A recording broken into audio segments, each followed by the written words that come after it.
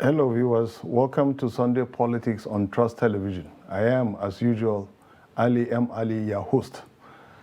Well, an issue that has occupied center stage of late, and especially with the conduct and conclusion of presidential party primaries, is the issue of same-faith ticket in the days leading to the 2023 general election. The ruling party, the All Progressive Congress, APC, and its presidential candidate, Bola Ahmed Tinubu, is caught in this dilemma. He's a Muslim from the Southwest. Now, to beat the June 17 deadline for the submission of names of running mates of presidential flag bearer, he chose Ibrahim Masari, a Muslim from Katsina State, as, well, by now you know it, placeholder, to hold forth pending the selection of a substantive running mate by July 15, 2022. That is a couple of days from now. Caught in a similar dilemma was Peter Obi, the standard flag bearer of the Labour Party, who settled for Doyin Okupe, a Southerner, again from the Southwest, as his running mate. Both share the same faith. Both of them are Christians. Well, the issue was momentarily shoved to the background in the media. However, as the July 15 deadline approaches, the issue resurfaces again. Attention again, not unsurprisingly, is more on the APC and Tinubu. Various interest groups, including religious bodies and others, have expressed divergent opinion on the issue. While some are insisting on the political desirability, others are of the view that same-faith ticket won't be a fair decision. Exactly a week ago, APC's Deputy National Organizing Secretary, Nze Chididuru, said the PDP and the APC, I beg your pardon, would consider quote-unquote competence and again quote-unquote capability in selecting a person to complement Tinubu's strengths and weaknesses. Some would say this is a new one. Joining me to discuss Bola Ahmed Tinubu's search for a running mate is Achilles Chud Uchegbu, a journalist, public affairs analyst, and a former editor of the Union newspaper. You're welcome to the program. Thank you very much, Ali. Yes. Well, yes. Before we continue, we'll go on a short break, and when we come back, our guest will share his thought on why the issue is generating so much interest. Don't go away.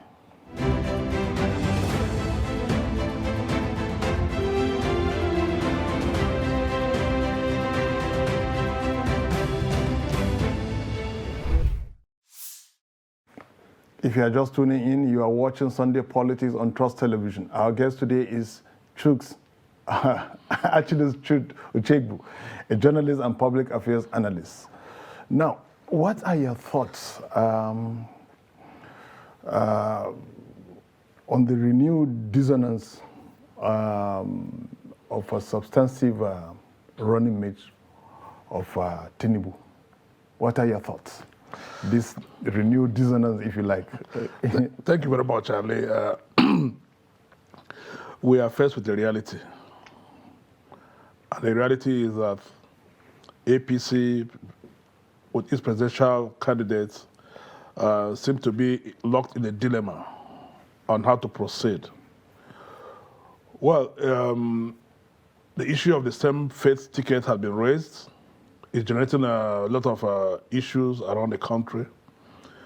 APC had argued that it's about competence,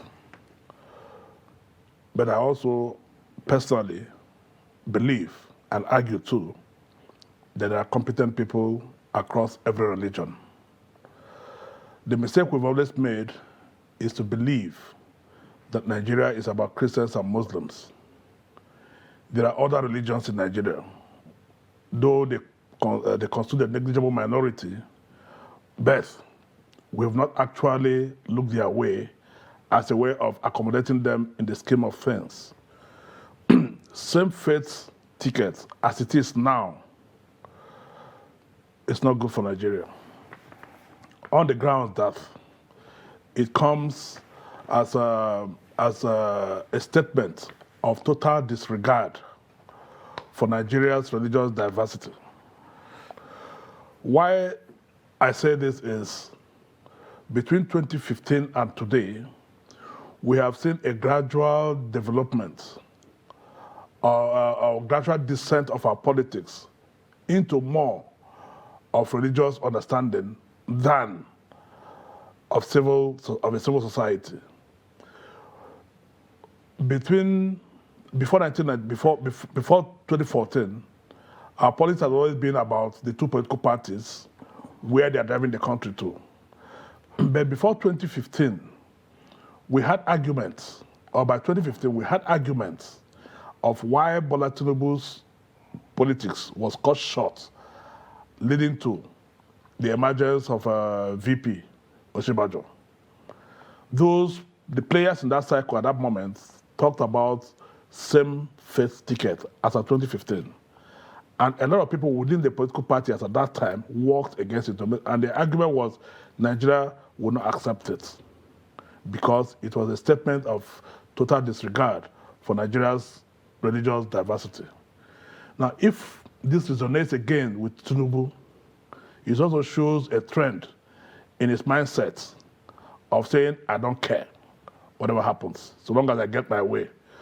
Of course, he is a candidate of the ruling party at this moment, but what may likely destroy his chances could be a decision to insist on same religious tickets. I agree that having someone from the South hold the ticket of the party for the presidential elections, it is natural and it is justiciable that somebody from the North becomes his running mate. That's fantastic. It's a good understanding. But we cannot make an argument to insist that only people of the same faith in the North can consider that opportunity, can take of that opportunity. No. I wouldn't name names, but I know there are also very competent and capable non-Muslims in the North who are also members of the same political party. Unless we have been told that this ready-made ticket is reserved for a particular individual who happens to be a Muslim. No, well, my question again here is, well, in as much as a lot of people share some of these concerns you express, is why the keen interest on APC. Other parties, for example, I just in the course of this program, we mentioned Labour Party, for example, has a placeholder there. Another, a fellow from the South, well, Southwest specifically. But the interest is not so much there. Why the focus on perhaps Tinubu? Yeah, you're right. You could see that even Labour Party has brought in a placeholder who is also a Christian, also from the South. Yes. In other words, both the presidential candidate of the Labour Party and the placeholder who is, as at this moment, the running mate, are all from the South. Yeah, exactly. That tells you that it's an arithmetic that cannot work, because the framers of our political ideology in Nigeria have created a situation whereby there will be a balance between the North and South in the leadership of the country. As it is at this moment, the Labour Party has not taken care of that balance. It has worked against it. But why there's so much interest in APC is because, whether we like it or not, Nigeria operates majorly a two-party system. It is simply between PDP and APC. These are the two parties that have the capacity to win the presidential election as Nigeria is presently constituted. So if people are expressing their opinions against the decision of APC to think of same religious ticket, they are nothing they fear that could lead the party to lose the next elections. Labour Party is not yet there because, as it were, I don't see the Labour Party creating that scenario, the possibility of springing a surprise at the next general elections. Well, like we said, as Deputy National Organizing Secretary of the APC is actually, well, not specific, but he says something about competence. And a lot of Nigerians will ask, what is even that in perhaps choosing a substantive running mate now? Now, in competence, do you see the possibility of someone not necessarily having the same faith with the flag bearer now?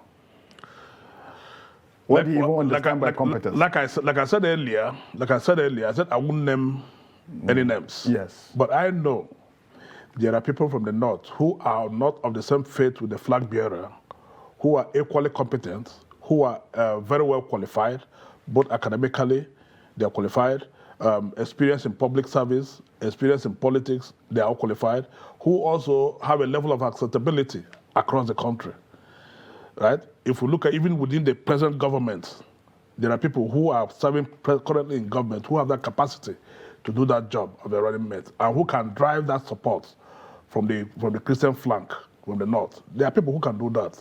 So we cannot tell ourselves that, look, it's an exclusive, competence is not something that is exclusive to a particular religion or competence or capacity. No, it's not exclusive to any particular group of persons. It's a human trait. People who have expressed it are there. There are people who government have appointed into government at this point from the north who are Christians also have expressed their competence and their capacity to do that. Unless you are telling us also by another way that even the government that has appointed these people to office does not know that these people are not even competent to do the job they are doing currently. That could be another language you're telling us. Well, still talking about the substantive running mate for Bola Tinubu, you did say, well, from what had happened leading to the 2015 election, that perhaps that made it perhaps impossible. We all know that what happened, at least some of us in the media, why Tinubu couldn't be running mate. Now, the insistence that, don't they think between 2015 to date, maybe a lot of water like this has passed under the bridge that to make the previous position invalid today? I think the kind of water that has passed under the bridge between 2015 and now has even worsened the case for some religion tickets. If, as of 2015, it was an issue, perhaps Nigeria would have said, well, it doesn't really matter. Let's go ahead and try it out. But what has happened between 2015 and today makes it more suspicious. I'll tell you one. This government and the ruling party have found it very difficult to extricate itself from the argument of an Islamization of the country. It's an allegation. There are no solid evidence to prove that it's happening, but there are people who solidly believe, strongly hold that view that there's a plot to Islamize the nation. And this plot is driven by the party. That's one. Secondly, as it is currently, the national leadership of the party is in the hands of a Muslim. The presidential candidate is a Muslim. Now, if you bring out a vice president, also a Muslim, you are going to confirm the fears of people who believe that, look, you have a sinister plan. And those fears, there's no way you're going to tell them it's not true because they're looking at what you have presented. And they will tell you, normally we are good at conjectures. We generate those conjectures and say, look, 1 and 1 here is actually 2. That is what these people are working at. And you find it also difficult to have that credibility to proceed as a government. Because, don't forget, just about 2 or 3 days ago, there's a letter that surfaced from the Senate of the United States of America, where 5 senators wrote a letter repudiating the Secretary of State for delisting Nigeria from the countries of interest. And they put up the ground for this. Country of particular concern. And the argument is that, look, there's so much religious intolerance in Nigeria. Now, within that background, you're presenting this. You're not likely going to confirm their fears and say, look, it is actually true that you're not showing any regard for these other religions, alternate religions in Nigeria. So I think we have more or less created that fear in the minds of Nigerians that they begin to get scared about what is likely going to happen with the same religious ticket. Look, thinking back, in 1993, we had some religious tickets. But the level of conscientization of the public in terms of religious politics in Nigeria wasn't as deep as it is today. As I like that today, people didn't talk about it. Well, I think we'll get to that shortly, but before we do that, we'll take a break. And when we come back, perhaps you can go back down memory lane. I was going to ask you that question, but since you brought it up, once we return from this break, perhaps you can discuss that. Okay. Viewers, we'll take a quick break, and when we come back, we continue with our discussion, the search for substantive running mate for Bola Ahmed Tinubu. Stay tuned, don't go away. Every patriotic Nigerian should hear this. Any politician who means well for the people will never allow themselves or their supporters to engage in any violent, destructive activities. No politician who truly wants to serve the people and develop the nation will encourage his followers to destroy properties or take human lives before, during, or after the elections. The Nigerian public must watch out for these traits and isolate any politician who encourages supporters to engage in violence. No genuine politician or patriot will cause trouble and seek to destroy the very society which they aspire to lead or develop. Politicians who have the good of the people at heart will not allow themselves or their followers to engage in violence, destruction of properties, and then taking of lives. Be vigilant. By their words you shall know them. Shun violence. Stay away from politicians who want you to do so. Let's join hands to make the 2023 elections peaceful. This message is from the National Orientation Agency, NORA.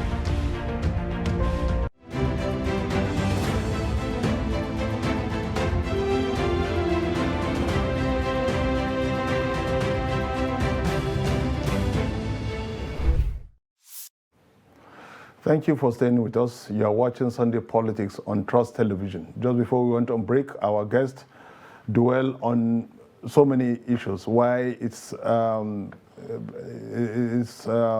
ripe for us to fly the idea, to run with the idea, for the APC to run with the idea of a same-faith ticket. Now, just before we went on break, he began to talk about what happened in 1993. And exactly that's the question I was going to ask you. Because way back in history, it has worked. I mean, the 1993 Abiola Kingibe ticket, for example. Some other people said even they go back in time under a military regime. But that's a totally different kettle of fish. Yeah. But why is it that in some instances the same faith ticket has worked? People made allusion, even in the parliament, for example, we had Iko Umaru and the former Senate President, David Mark, both of them Christian, Senate President, Deputy Senate President. Presently, we have it in the House of Reps. Why did it work then? Why is it still working in some places? I think the difference here is about what happens between the executives and the legislators. If you're talking about some faith ticket in the leadership of the National Assembly, you also understand that the National Assembly is just to make laws. And it's not just the opinion or decision of the leadership. It's a decision of the entire House. Everything is put to votes. Now, the difference here is that we are talking about an executive that has so much powers to exercise, powers to make appointments, powers to decide what goes where.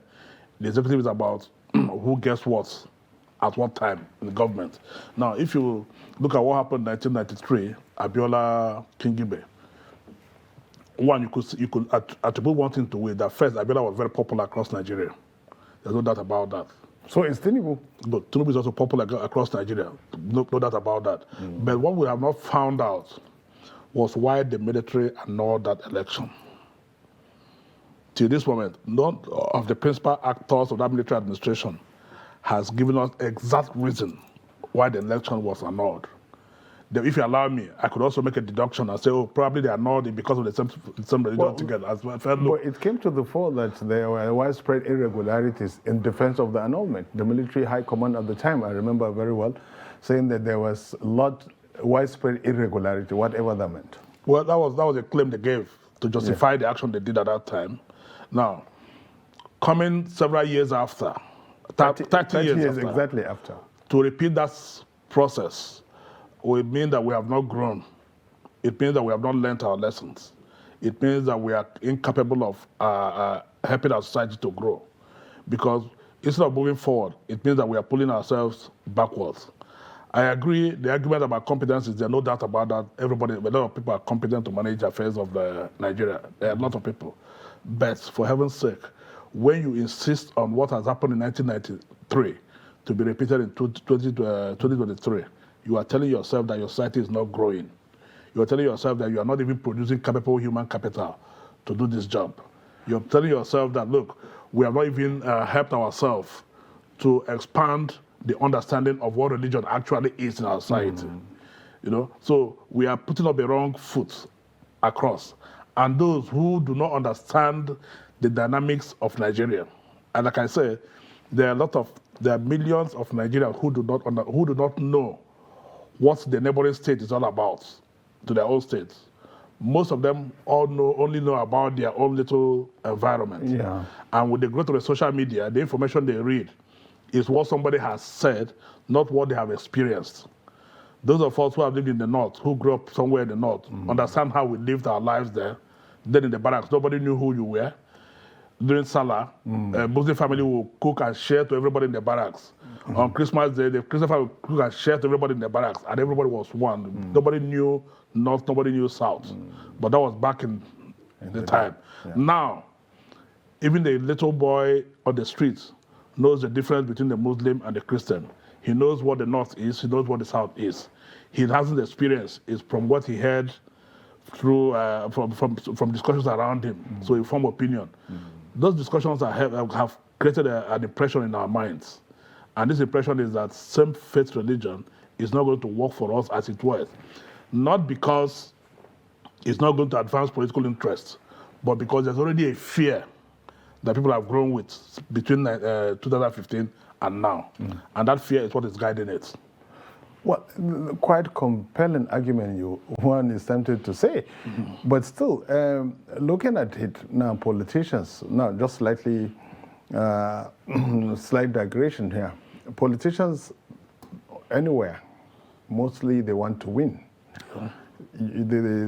Some people say politicians are concerned about numbers, not faces or even faith now. Now, how do you how do you react to that? Because if you look at the main opposition party now, some people make this reference that actually it jettisoned zoning because it wants to win. It thinks that it's by having maybe its flag bearer now, Atiku Abubakar as the flag bearer, maybe he stands a fighting chance with the ruling APC. So I don't know. How do you react to that? That politicians, they really concerned about numbers, not faces. That they look at people who can deliver. My argument has been simple between PDP and APC. As of 2015, APC had an agreement, which was not documented in their rules, that we're going to rotate our leadership. A gentleman's agreement. A gentleman's agreement. Before the leadership of APC was changed, the previous leadership was working towards that agreement before it was changed and then brought in Abdoulaye Adamu, who one of his first pronouncements was that there was no agreement. And then they threw it open. It is kudos to the governors, the APC governors in the north, who insisted that agreement must be respected. And I think it was their own uprising, internal uprising, right? Something like a coup d'etat that forced them to break the back of the APC and insist and made it possible for the ticket to go back to the south in respect of that gentleman's agreement. Now, that is quite different from PDP. I always argue that when hunters gather to enter the bush to hunt, they don't stay by the side of the bush and say, look, whatever we get from the bush, whatever we kill, you take the head, he takes the limbs, he takes the tummy, he takes the tail. No. It is after the hunt that you cannot come to the table and say, look, gentlemen, this is what we've got. Yes. How do we share it? Yeah. So in other words, it's after when you win. It's after when you win that you can now say, okay, fine, now that the power is in our hands, the next administration, the next ticket will go this way. Yeah. If you did that before the primaries, before even you go to the front, probably you're going to lose support. Probably you're going to lose it. So I think it was a very wise political decision that PDP took to say, look, throw it open. Let's get the ticket. Let's get the trophy first. Yeah. And then we'll know how we decide how to use it. Let's get the prey first. Let's get it. Let's get the bounty. Let's get the bounty first, and then we'll decide how to share it. Yes. But for now, I think that's a very wise political decision they did. I agree that people from the Southeast are aggrieved. But so you don't solve problems by saying, I'm not happy with what you did. You don't solve this problem. It's about politics. Yeah. And in politics, you now have to sit down and ask, fashion out for yourself where your interest lies, how it's going, and then find out strategies to achieve them. For me, I don't think any part of this world has sat back and said, look, because it is my turn, therefore others say, give it to it, it's their turn. Yes. Well, you mentioned briefly about the role of the APC governors in making the APC hierarchy to apparatus to let power shift to the south. Yeah. Now, some people argue that why none the northern governors are perhaps not acting that also in the bid to balance the ticket, to make it a lot easier. Why not power also to have shift in the region, like to move away from this idea of same faith with the presidential flag bearer. Why not actually, okay, now since we've asked for power to shift, why not ask power to also shift from Muslims from the north? How do you react to that? You see, that's a good, valid... It's a valid argument, but the truth is that it's also left for people within that enclave to rise up and say, look, power must shift from Section A to Section B. If you recall, at the 2014 National Conference, there was a decision about power rotation in the country. And part of the decision was that power must rotate among all the geopolitical zones. Actually, it was from the 1990, the Abacha Conference. It was emphasized at the National Conference. Yes. And that if a power rotates across all the political zones on a maybe 5-year basis, 6 years, in 30 years, yes, in 30 every years. zone would have had opportunity of leading Nigeria. And that decision also went down to the states, that every state must rotate the power among the component senatorial districts, again down to the local governments. And it also must rotate among all the company units in the local government as a way of giving everybody a sense of belonging, and then advance this idea of justice for everybody, participation and inclusion. Now, in the north, that idea of inclusion should also come from the people who are around there to push that, look, the ticket must now shift from the Muslim to the Christian. Well, thank you very much. Actually, we've come to today's end of today's program. We just started getting into the heat of it, but time is not on our side. Okay. Well, viewers, we come to the end of today's program. Thank you. See you next time. Goodbye.